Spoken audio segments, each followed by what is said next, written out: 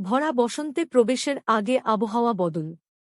চলতি সপ্তাহেই বের করতে হবে ছাতা।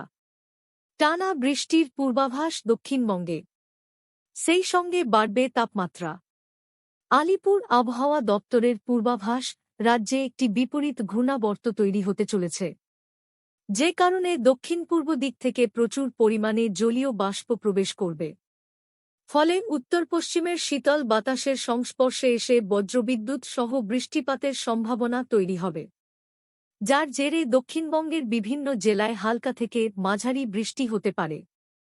আগামী 24 ঘণ্টা পর থেকে আবহাওয়া বদল শুরু হবে। আলিপুর আবহাওয়া অফিসের পূর্বাভাস অনুযায়ী 20 ফেব্রুয়ারি থেকে বৃষ্টি শুরু হবে।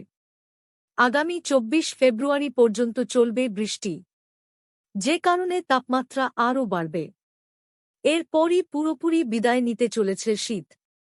মঙ্গলবারের মধ্যে তাপমাত্রা 2 থেকে 4 ডিগ্রি সেলসিয়াস পর্যন্ত বেড়ে যাওয়ার সম্ভাবনার কথা জানিয়েছে আলিপুর হাওয়া অফিস।